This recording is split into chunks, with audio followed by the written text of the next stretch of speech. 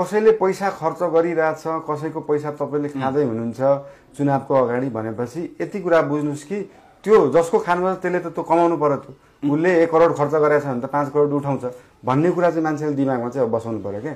5 वर्षभरि मलाई चल्ने पैसा त कुनै नेताले दिनेवाला छैन भनेपछि त्यो पैसाले चाहिँ 5 वर्ष दुःख पाइन्छ भन्ने कुरा चाहिँ माइन्डसेटमा चाहिँ मान्छेले राख्नु पर्यो। साँच्चै आफू बस्ने, आफ्नो छोराछोरी बस्ने, आफ्नो परिवार चाहिँ राम्ररी बस्ने वातावरण चाहिएछ भने चाहिँ यसपालि सक्षम व्यक्तिलाई दिनु पर्यो भोट, मलाई नै दिनुपर्छ भन्ने पनि छैन। राज चस्मा लगाइराख्नुहुन्छ भन्ने कुरा आयो। किन तपाईँको चुनाव चिन्ह हुने सम्भावना यही हो? यो यति महत्त्वपूर्ण कुरा हो। मान्छेले अस्ति पनि मैले कुरा भन्दाखेरि ओहो कस्तो घमण्डी रहेछ, मसँग 5 तल्ले घर छ भनिदियो, गाडी चढ्छ भनिदियो। तर त्यो कुरा किन बुझ्न जरुरी छ भन्दाखेरि म स्ट्रक्चरल इन्जिनियर हो जुन नेपालमा 150 देखि 200 जना मात्रै छन् हैन। म एउटा म्युजिकल कलाकार हो, म एउटा टिभी शोको जज हो, नेपाल प्रोसिडेस टिभी शो इमेज च्यानलमा चलिरहेछ हैन। मैले स्वास्थ्यमा को क्षेत्रमा गरेको कामहरू, शिक्षाको स्कुलको क्षेत्रमा गरेको कामहरू, पूर्वाधारको क्षेत्रमा गरेको कामहरू, पोलिसी लेभलमा ल मेकिङमा गरेको कामहरूको एक्सपिरियन्सले गर्दाखेरि मैले यो कुरा भनिरहेको हो नि त।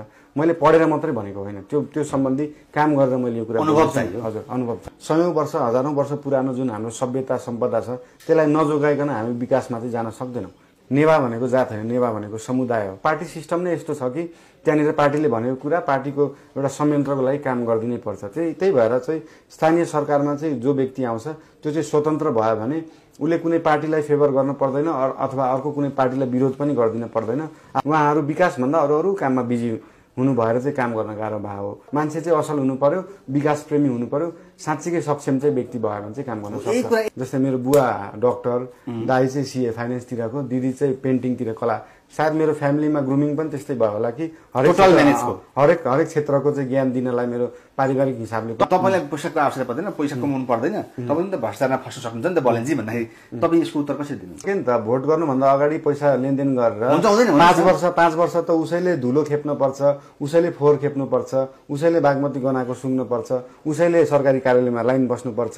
वैकल्पिक शक्तिहरूमा पनि के एउटा कमी कमजोरी भइदियो भन्दाखेरि एउटा वैकल्पिक शक्तिले अर्को वैकल्पिक शक्तिको अस्तित्वलाई नमान्दिने, अरूको कुराहरूलाई स्वीकार नगर्दिने हैन, यसमा पनि जिद्दी गर्ने। हाम्रो शिक्षा नीति चाहिँ कस्तो छ भन्दाखेरि हाम्रो पौराणिक विद्या हुनु पर्यो र प्रविधि चाहिँ एकदमै वर्ल्ड क्लासको हुनु पर्यो। आदरणीय दर्शकवृन्द नमस्कार।